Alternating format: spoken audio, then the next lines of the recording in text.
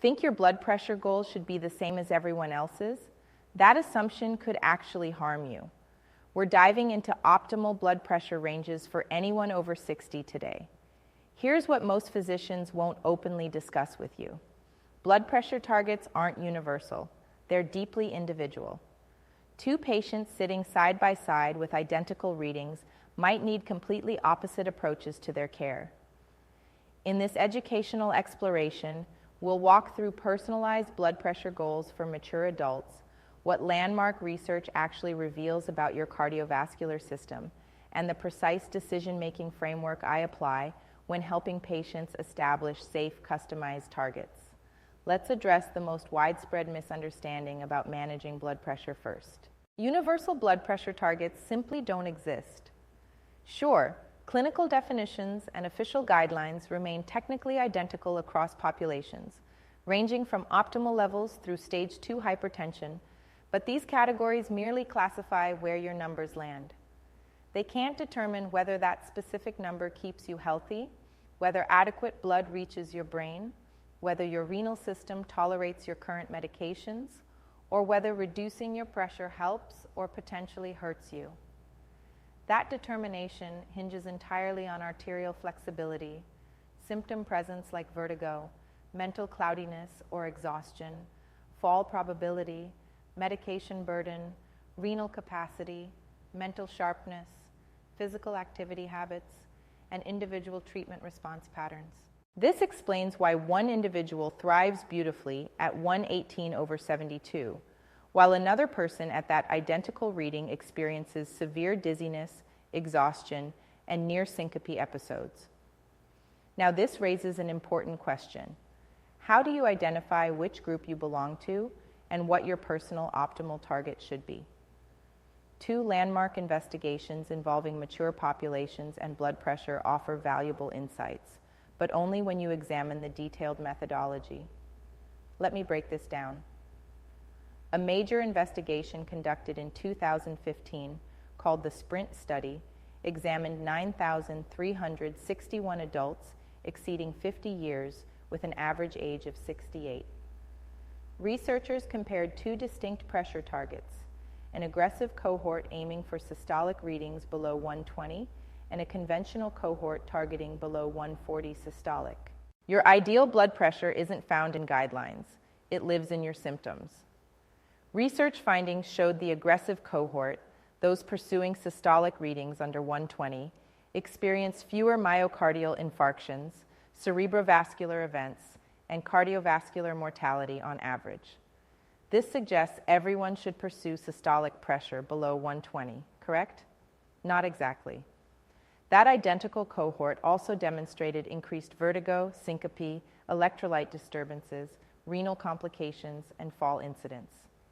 So, with this aggressive range, you're potentially avoiding heart attacks, strokes, and related cardiovascular complications. But your pressure might drop so low, you're experiencing severe dizziness and actually losing consciousness, possibly striking your head and triggering a fatal intracranial hemorrhage. You understand the concern here? Now here's the critical detail almost everyone overlooks about the SPRINT investigation itself. The study deliberately excluded numerous real-world individuals and omitted anyone managing diabetes, anyone with previous cerebrovascular events, anyone experiencing dementia, anyone with significant renal impairment, and anyone demonstrating substantial frailty.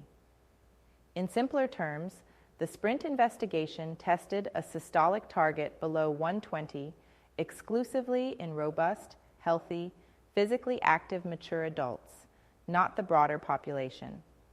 Complementing the SPRINT study, researchers conducted the STEP investigation in China during 2021. This research enrolled 8,511 adults aged 60 through 80 years.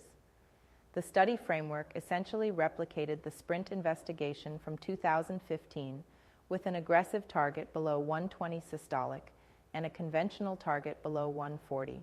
The outcomes were predictable naturally. Fewer cardiac complications, infarctions, and strokes occurred in the reduced pressure cohort. But once again, more adverse effects like dizziness, renal stress, and syncope appeared. So what do these investigations actually mean for your individual situation? Well, if you're over 60 and maintaining regular physical activity, you're highly self-sufficient, your cognitive function remains strong, you don't face kidney challenges, and you're not taking numerous medications, you could potentially benefit from a target below 120 systolic. However, if you're over 60, managing multiple health conditions, you're taking 4 or more daily medications, your kidneys show some compromise, you experience dizziness, and you've had occasional falls, pursuing 120 becomes excessively aggressive, and actually, it might prove dangerous. So, how do you recognize if your specific target sits too low for your physiology? Well, your body provides very clear warning signals indicating your pressure has dropped too far. And experiencing even one of these means it's time to reduce medication intensity.